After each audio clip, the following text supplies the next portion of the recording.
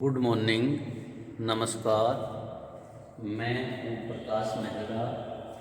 आज आपको BA part second राजनीति विज्ञान के पेपर भारतीय राज व्यवस्था और भारतीय राज व्यवस्था में हमारा टॉपिक चल रहा था भारतीय राज व्यवस्था की समस्याएं। भारतीय राज व्यवस्था की समस्याओं में हमने कई टॉपिकों की बात की थी, जिसमें आतंकवाद, जातिवाद, सांप्रदायिकता, धर्मांधता, क्षेत्रवाद, भाषावाद, ये हमारे भारतीय राज्य व्यवस्था की समस्याएं हैं। जिसमें हमने एक नंबर समस्या आतंकवाद की थी। आतंकवाद में हमने आतंकवाद को समझने की कोशिश की, उसके अर्थ परिभाषा को समझाने की कोशिश की, और भारत में जो आतंककारी गतिविधियां हैं उन आतंकवादी गतिविधियों को हमने 5 प्रकार से समझा। 5 प्रकार से भारत में आतंककारी गतिविधियां हैं। फिर हमने ये समझा कि आतंकवाद के मूलभूत कारण क्या है, आतंकवाद किस कारण होता है। हमने इन कारणों को भी विवेचन किया, और फिर हमने कारणों के बाद जो हमारा आया कि आतंकवाद जो आज करना है वो हमारा है कि आतंकवाद और विघटनकारी निरोधक कानून। आतंकवाद और विघटनकारी गतिविधियां निरोधक कानून कौन से है, आतंकवाद को कैसे रोका जा सकता है। इसका लिए सबसे पहले जो कानून बना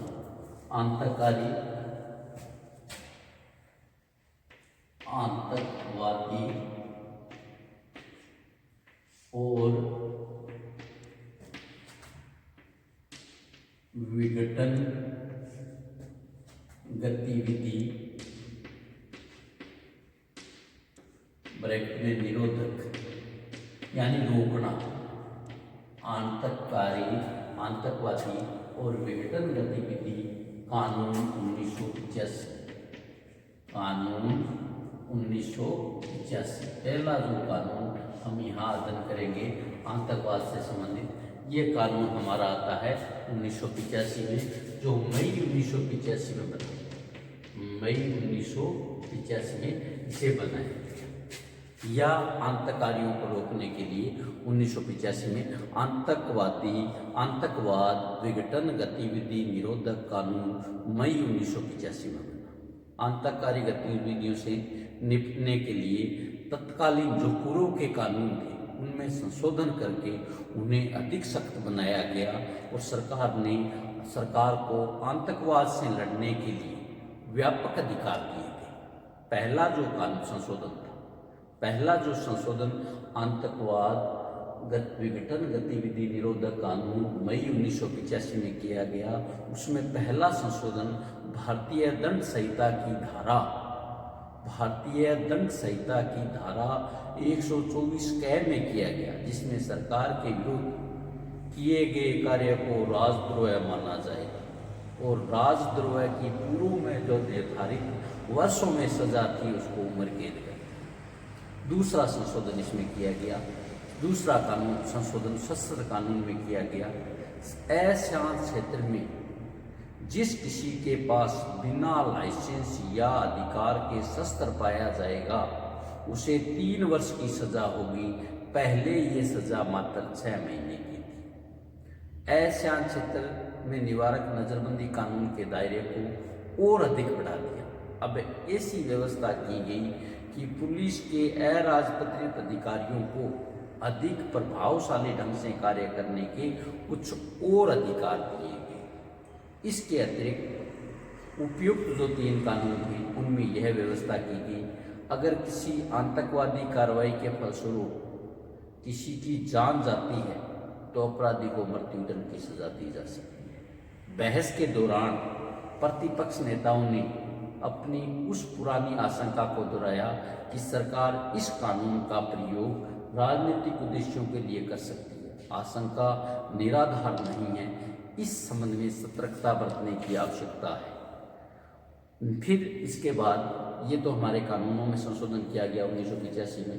अनेक्स आता है आतंकवाद विरोधी विशेष पुलिस दल।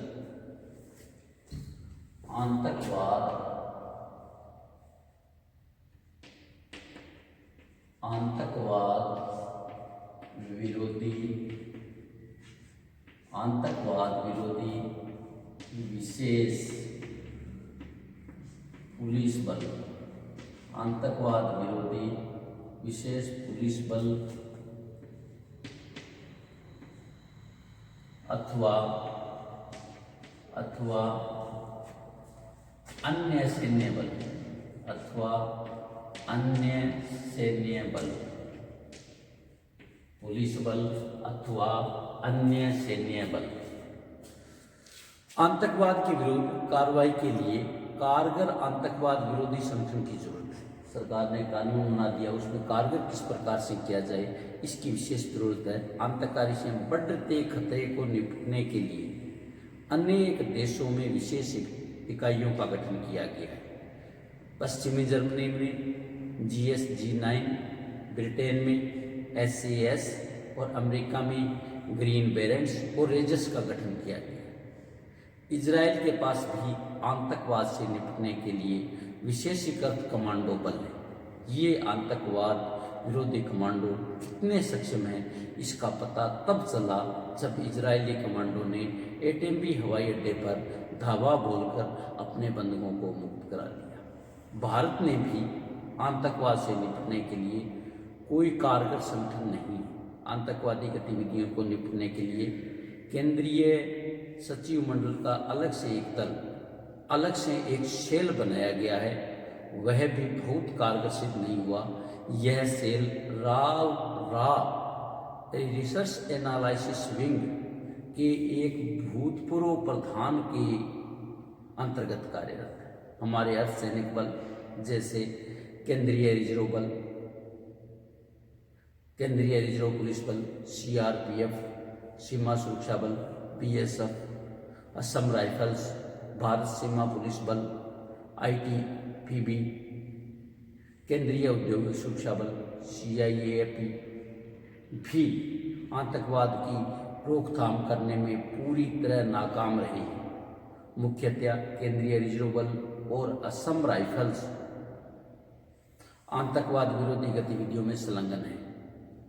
यह तथ्य है कि हमारे इन जो अर्धसैनिक बल थे, ये जो अर्धसैनिक बल थे, इनके पास विशेषीकृत तकनीकी और अत्याधुनिक हथियार नहीं है। अर्धसैनिक बलों की मौजूदा शक्ति बहुत ही अपर्याप्त है। फलस्वरूप अनेक बार सेना को बुलाना पड़ता है। केंद्रीय रिजर्व पुलिस बल की कार्यकुशलता पर बुरा असर डालने का एक तथ्य यह भी है कि अर्धसैन्य बल को नागरिक प्रशासन के जबरदस्त दबावों के अंतर्गत कार्य करना पड़ता है। सरकार इस आतंकवाद के संघर्ष के लिए विशेष तौर पर बनाए गए राष्ट्रीय सुरक्षा गार्डों को बढ़ाने पर जोर दे रही है। 5000 कमांडों की क्षमता वाले इस आतंकवाद विरोधी विशेष दल के कमांडो पहले ही विविध सैन्य इकाइयों में प्रशिक्षण ले रही है। स्पेशल फ्रंटियर फोर्स की 3 कंपनियां, जिनके कमांडो ने ऑपरेशन ब्लू स्टार में भाग लिया था, राष्ट्रीय सुरक्षा गार्ड से मिला दी गई है। अतः राष्ट्रीय सुरक्षा गार्ड के आतंकवाद के विरुद्ध अधिक सक्षम होने की आशा की जा सकती है। नेक्स्ट जो कानून है, नेक्स्ट जो आतंकवाद से निपटने का है, वो पोटो से पोटा बनाया। पहले जो हमारा कानून था पोटो से पोटा, पोटो से पोटा, पोटो से पोटा। आतंकवाद निरोधक अध्यादेश 2001, जिसको हम पोटो बोलते थे, 24 अक्टूबर 2001 को राष्ट्रपति के हस्ताक्षर के बाद लागू किया गया। इस अध्यादेश में आतंकवाद की व्यापक परिभाषा दी गई कि किसको हम आतंकवाद मान सकते हैं। पोटो के अंतर्गत अधिकतम मृत्युदंड, न्यूनतम 5 वर्ष की कैद का प्रावधान किया गया। 3 प्रमुख संशोधनों के साथ, 3 प्रमुख संशोधनों के बाद 31 दिसंबर, जो हमारा 24 अक्टूबर 2001 को कानून बनाया था, उसको 31 दिसंबर 2001 में पोटा नए रूप में लागू किया गया और संशोधित अध्यादेश को आतंकवाद निरोधक अध्यादेश द्वितीय के नाम से जाना गया। 26 मार्च 2002 को संपन्न संसद की संयुक्त बैठक में पोटो के स्थान पर पोटा आतंकवाद निरोधक अधिनियम पारित किया गया, जिसे 2 अप्रैल 2002 को राष्ट्रपति की मंजूरी मिलने के बाद तत्काल प्रभाव से लागू कर दिया। अब नेक्स्ट है पोटा के प्रमुख प्रावधान। नेक्स्ट हमारा ये जाता है पोटा के प्रमुख प्रावधान। पोटा में क्या क्या प्रावधान किया गया, किस प्रकार की सजाओं का उल्लेख किया गया, किस प्रकार की दंड की बात की। पोटा के अंतर्गत गिरफ्तारी के 1 वर्ष तक जमानत नहीं, बिना मुकदमे के विचारण किए 90 दिन तक हिरासत में रखने का प्रावधान है।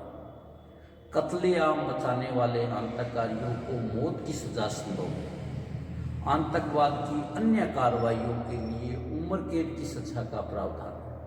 आतंककारियों की सहायता करने वालों की नकद और संपत्ति को जब्त करने का अधिकार है। पुलिस की निजी फोन टैप करने का अधिकार है। पुलिस को सक्षम दिया बयान साक्ष्य के रूप में मान्य है। नेक्स्ट है हमारा पोटा रद्द। फिर पोटा के प्रावधान के बाद है पोटा को रद्द कब किया गया, पोटा को रद्द क्यों किया गया।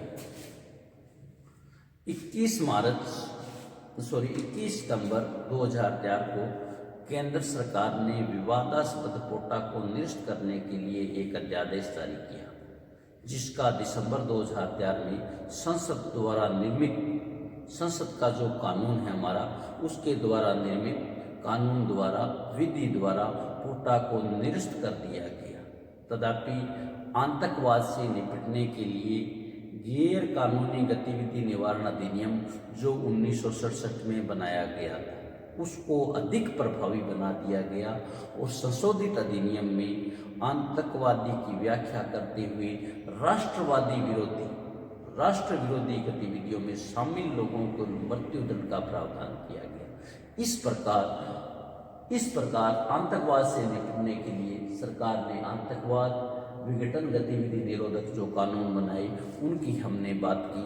एक हमने बात की 1985 के कानून की, दूसरी हमने सुरक्षा बलों की बात की, तीसरा हमने पोटो की बात की, चौथा हमने पोटो से पोटा बनाया उसकी बात की, फिर पोटा में जो प्रावधान किया उसकी बात की, फिर हमने बात की कि पोटा को 21 सितंबर 2004 को पोटा निरस्त करने के लिए एक अध्यादेश जारी किया गया, जिसको दिसंबर 2004 में निर्मित कानून द्वारा निरस्त कर दिया गया। नेक्स्ट जो हमारा टॉपिक है आतंकवाद की समाप्ति तथा आतंकवाद को नियंत्रित करने के उपाय। आतंकवाद की समाप्ति तथा आतंकवाद को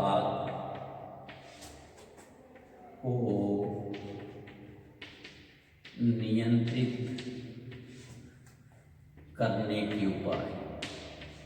करने के उपाय। आतंकवाद को समाप्त कैसे किया जा सकता है, आतंकवाद को नियंत्रित कैसे किया जा सकता है, ये समझने की जरूरत है। भारतीय लोकतंत्र या भारत राष्ट्र के लिए आतंकवाद एक गंभीर समस्या है।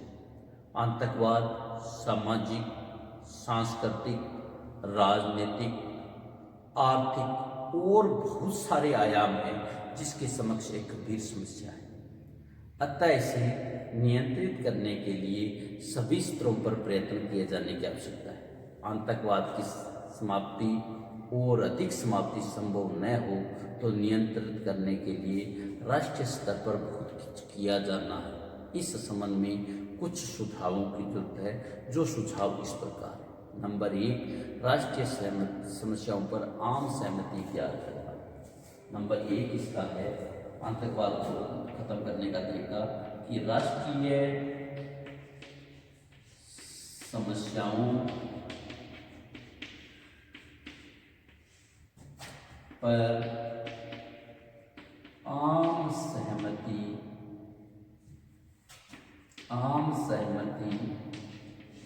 का प्रयास।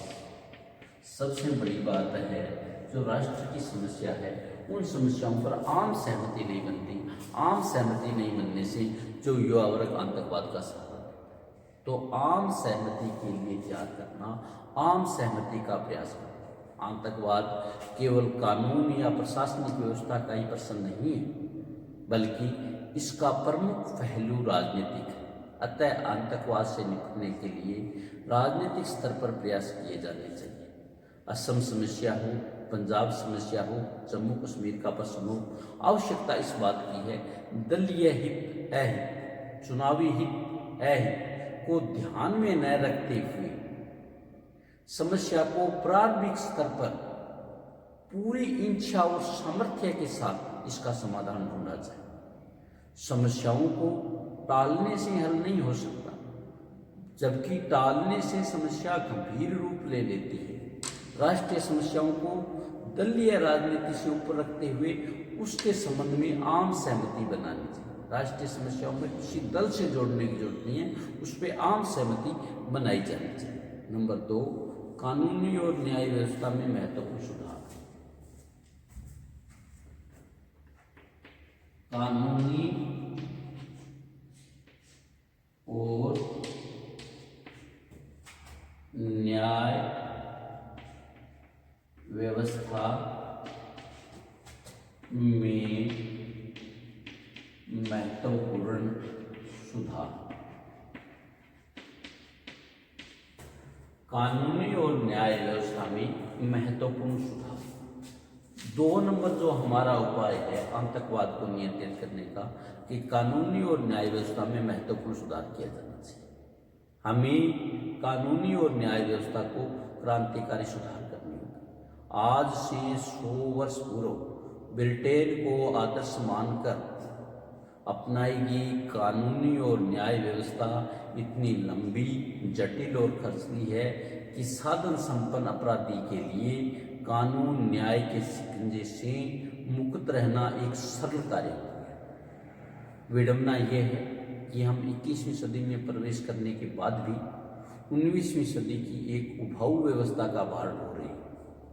आतंकवाद को नियंत्रित करने के लिए अपराधी के लिए लगभग तत्काल दंड की व्यवस्था अपनाते हुए साधारण जनता के मन मस्तिष्क में कानून और न्याय व्यवस्था के प्रति विश्वास और अपराधी तत्वों को अनिवार्य रूप से भय उत्पन्न करना होगा। नंबर 3, पुलिस तथा सुरक्षा बलों का आधुनिकीकरण।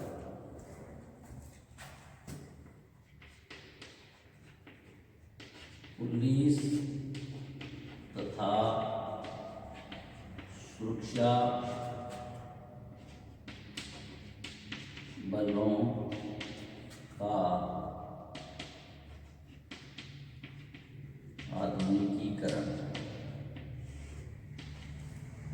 पुलिस तथा सुरक्षा बलों का आधुनिकीकरण। पुलिस तथा सुरक्षा बलों का आधुनिकीकरण किया जाना चाहिए। आज स्थिति यह है कि केंद्रीय रिजर्व पुलिस बल के जवान जहां पुरानी राइफलों से युक्त होते हैं, वहीं आतंकवादियों के पास आधुनिक हथियार होते हैं।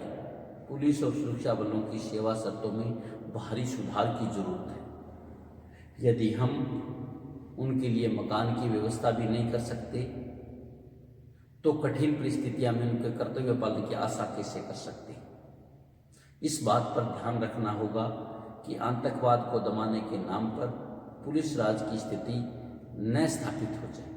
पुलिस राज की स्थिति में आतंकवाद को बढ़ावा मिलता है। वस्तुतः समस्त प्रशासनिक व्यवस्था में सुधार किए जाने की आवश्यकता है। आज स्थिति यह है कि माफिया, तस्कर और सभी प्रकार के अपराधी तत्वों में आतंकवाद का बाना धारण कर लिया है। प्रशासनिक व्यवस्था को कुशल बनाकर माफिया, तस्कर और अपराधी तत्वों को आतंकवादी तत्वों से अलग करना होगा। नंबर 4, आतंकवाद के विरुद्ध शासन और जनता के बीच व्यापक सहयोग।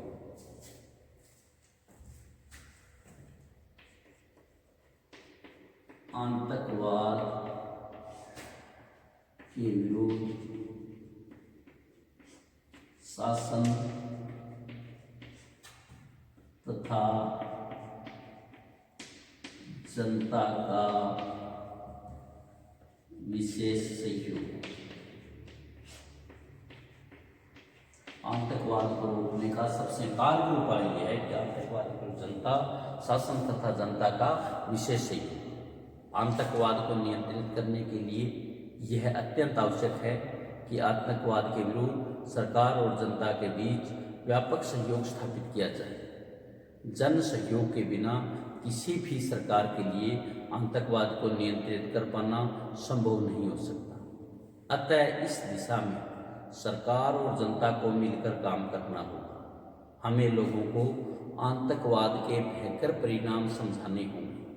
हमें जन जागृति पैदा करनी होगी। उनमें आतंकवाद से संघर्ष करने की इच्छा और शक्ति पैदा करनी होगी। इस प्रसंग में एक सुझाव अखिल भारतीय शांति सेना के गठन का किया जा रहा है और इसे सही रूप से अपनाए जाने की जरूरत है। नंबर 5, राजनीतिक स्तर पर कार्य। राजनीतिक स्तर पर कार्य। राजनीतिक स्तर पर कार्य। आतंकवाद से निपटने का सबसे जो कारगर उपाय है आज के ज़माने में, वो राजनीतिक स्तर पर प्रयास करने की, राजनीतिक स्तर पर कार्य करने। इस प्रसंग में एक महत्वपूर्ण सुझाव यह है कि आतंकवाद का जवाब आतंकवाद से देने से आतंकवाद समाप्त नहीं हो सकता। यानी जैसा आतंकवाद करते हैं हम उसमें वैसा दंड का प्रावधान करें तो ये जवाब नहीं, वरना कई बार उससे कई गुना वृद्धि हो जाती है। पंजाब के आतंकवाद के संदर्भ में विशेष रूप से इस बात को समझने की आवश्यकता है। इस देश के बहुसंख्यक वर्ग द्वारा इस सत्य को समझ लिया जाना चाहिए कि सिख आतंकवाद केवल गिने चुने सिखों की गतिविधियों का परिणाम है। आम सिख इस आतंकवादी गतिविधि से उतना ही दुखी है जितना बहुसंख्यक वर्ग दूसरा है। अतः सिख आतंकवाद को नियंत्रित करने के लिए, सिख आतंकवाद को रोकने के लिए एक ही मार्ग है कि प्रत्येक कीमत पर हिंदू सिख भाईचारा बनाए रखें। बहुसंख्यक वर्ग, अल्पसंख्यक वर्ग दोनों को व्यापक दृष्टिकोण अपनाना होगा। इस प्रसंग में बहुसंख्यक वर्ग का विशेष दायित्व है कि वो अल्पसंख्यक वर्ग से अपना सहयोग बनाए रखें। नंबर 6, भूमि सुधार कानूनों को लागू करें। भूमि सुधार कानूनों को लागू करना। हमारे देश में सबसे बड़ी विडंबना ये है कि देश आजादी के 70 वर्ष बाद भी देश के अधिकांश राज्यों में भूमि सुधार कानून लागू नहीं किए गए। इसके परिणाम स्वरूप क्या होता है, भारत में आतंकवाद का एक विशेष वर्ग जिसको हम नक्सलवादी आतंकवाद कहते हैं, बिहार, वेस्ट बंगाल और असम में जो आतंकवाद है नक्सलवाद आतंकवाद कहते हैं। हमने अब तक आर्थिक और सामाजिक न्याय के केवल नारे लगाए, न तो हमने आर्थिक न्याय प्राप्त किया और न ही हमने सामाजिक न्याय प्राप्त किया। इस संबंध में ठोस कार्य नहीं किया गया और न ही किया जा सका। विभिन्न राज्यों के विधानमंडलों में लगभग 70 वर्ष तक देश में भूमि सुधार कानून लागू नहीं किया गया और अगर कोई कानून लागू किया गया तो उसमें कमियां, सबसे पहले उनको दूर किया जाना चाहिए। सबसे बड़ी आवश्यकता ये है कि ये कानून केवल कागजों में नहीं रहे, वरना इन्हें सही भावना के साथ और संपूर्ण रूप से लागू किया जाना चाहिए। नक्सलवादी आतंकवाद को नियंत्रित करने के लिए नितांत आवश्यक है। इसके अतिरिक्त आतंकवाद पनपने का एक सबसे बड़ा कारण बेरोजगारों तथा विशेषतया शिक्षित वर्ग में बेरोजगारी है। आवश्यकता इस बात में की है, आवश्यकता यह समझने की है कि शिक्षा को रोजगार के साथ जोड़ा जाए। प्रतिवर्ष करोड़ों व्यक्तियों को रोजगार जुटाई जाए। आर्थिक असमानता को समाप्त नहीं किया गया, लेकिन नियंत्रित करना होगा, जिससे आर्थिक सामाजिक न्याय की दिशा में हमें हमारे कदम बढ़ाने होंगे। सातवां जो सबसे बड़ा हमारे पास उपाय है आतंकवाद के नियंत्रण का, वो है संवैधानिक प्रावधानों के दुरुपयोग पर प्रभावी हो।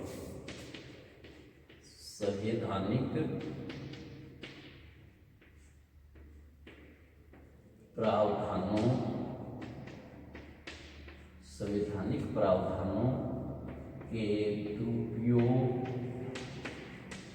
पर रोक।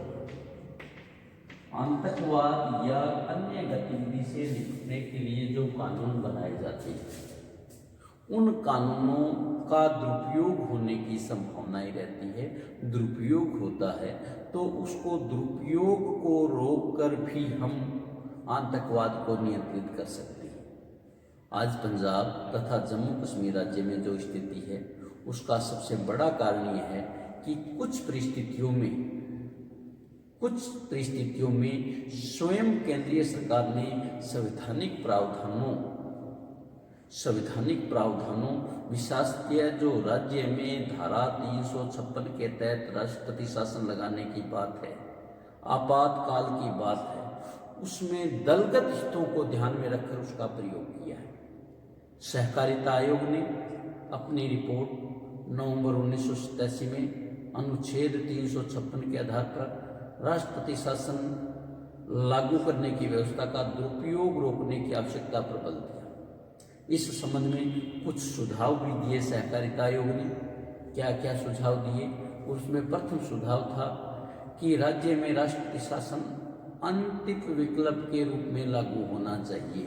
प्रथम बार ही राष्ट्रपति शासन नहीं लगाया जाना चाहिए। जबकि राज्य का कामकाज संविधान में दी गई व्यवस्था के अनुसार चलाना असंभव हो जाए तो राष्ट्रपति शासन लगाना जाना चाहिए। और राष्ट्रपति शासन लगाने से पहले केंद्र सरकार इस पर स्पष्टीकरण पर विचार करना चाहिए। नंबर 2, राष्ट्रपति शासन लगाए जाने के पीछे जो कारण है उन्हें स्पष्ट रूप से बताया जाना चाहिए कि आपके राज्य में इसलिए राष्ट्रपति शासन लगाया जाता है। राज्यपाल द्वारा इस प्रसंग में राष्ट्रपति को भेजी रिपोर्ट को संसद में रखी जानी चाहिए। तथ्य यह है कि अनुच्छेद 356 के दुरुपयोग को रोकने की प्रभावी व्यवस्था नहीं की गई है, जो आतंकवाद और अलगावी तत्व बहुत अधिक शक्ति प्राप्त करते रहते हैं। नंबर 8, शासन की प्रतिष्ठा को पुनर्स्थापित करना। शासन की प्रतिष्ठा को पुनर्स्थापित करना। शासन की प्रतिष्ठा को पुनर्स्थापित करना। शासन की जो खोई हुई प्रतिष्ठा है उनको पुनः स्थापित करना।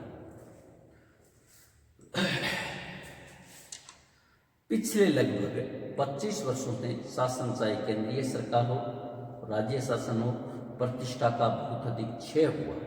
इस शासन की प्रतिष्ठा को पुनर्स्थापित करना होगा। इस संबंध में कुछ सुझाव। प्रथम, भारतीय संविधान निर्माताओं ने भारत में सहयोगी संघवाद की कल्पना की, यानी राज्य केंद्र के सहयोगी हो। आज यह सहयोगी संघवाद अपनाना नितांत आवश्यक हो गया है। केंद्र और राज्य सरकार में अलग अलग राजनीतिक दलों की सरकारें होना स्वाभाविक है, लेकिन इस स्थिति में संघ राज्य संबंधों को सुचारू संचालन में बाधा नहीं आनी चाहिए। आवश्यकता इस बात की है केंद्र सरकार और राज्य सरकार एक दूसरे की कठिनाइयों को समझे तथा राष्ट्रीय समस्याओं को हल करने की दिशा में एक दूसरे का सहयोग करें। द्वितीय, आज स्थिति यह है कि आतंकवादी तत्व केंद्र सरकार पर दबाव डालने की कोशिश करते हैं, उसमें कई बार वे सफल भी हो जाते हैं। अधिक स्पष्ट रूप से यह स्थिति है कि रुबैया प्रकरण के सामने आई। यह स्थिति आतंकवाद को प्रतिष्ठा देने वाली, बढ़ावा देने वाली है। किसी भी स्थिति में शासक द्वारा आतंकवाद के सम्मुख समर्पण नहीं किया जाना चाहिए। तीसरा है, सभी वांछित तत्वों को शासन तथा प्रशासन से अलग करना होगा। राजनीतिज्ञों द्वारा अपराधी तथा आतंकवादी तत्वों को आश्रय देने की प्रवृत्ति को दूर करनी होगी और भ्रष्टाचार को नियंत्रित करने का उपाय हो। अंतिम जो उपाय है इसमें, अंतिम जो आतंकवाद रोकने का उपाय है, भारतीय मामलों में पाकिस्तान का हस्तक्षेप समाप्त करने के लिए भारतीय मामलों में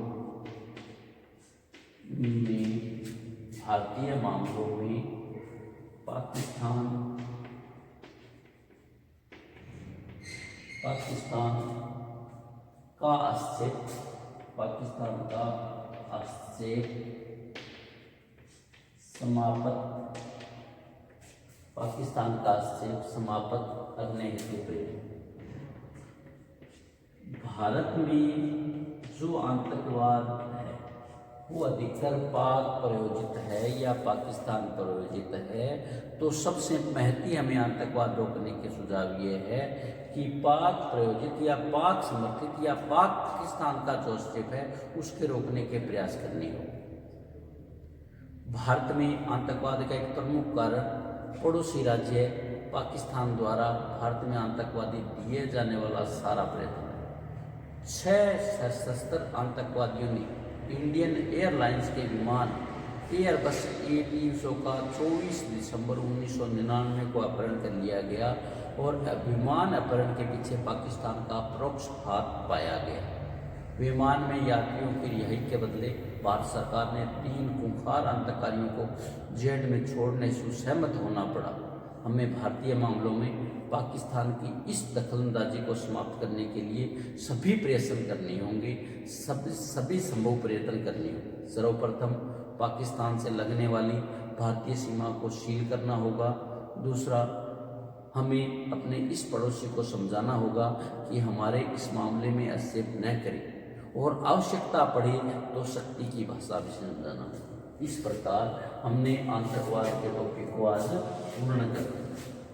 आतंकवाद में हमने आतंकवाद को समझा। आज जो हमने पढ़ा आतंकवाद विघटनकारी कानूनों के बारे में और आतंकवादी की समाप्ति के प्रयास के बारे में। आतंकवाद की समाप्ति के प्रयास ये है, राष्ट्रीय समस्याओं पर आम सहमति बननी चाहिए, कानून और न्याय व्यवस्था में महत्वपूर्ण सुधार होने चाहिए, पुलिस तथा सुरक्षा बलों का आधुनिकीकरण होना चाहिए, आतंकवादियों के विरुद्ध शासन तथा जनता का विशेष सहयोग होना चाहिए, राजनीतिक स्तर पर कार्य किया जाना चाहिए, भूमि सुधार कानूनों को लागू करना चाहिए, संवैधानिक प्रावधानों का दुरुपयोग पर रोक होनी चाहिए। संवैधानिक प्रभाव मतलब धारा 356 शासन की प्रतिष्ठा को पुनर्स्थापित करना चाहिए।